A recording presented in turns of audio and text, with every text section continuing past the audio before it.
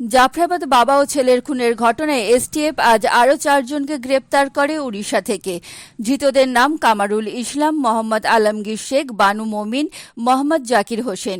এদের মধ্যে 2 জন খুনের ঘটনার মূল চক্রী ধৃত জিয়াউল শেখের ছেলে।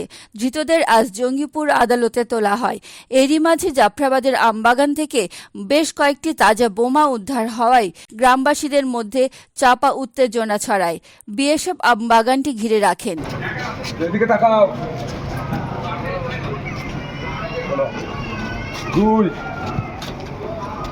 দাদা দাদা দাদা আর দুটো নাও। চলেন চলেন।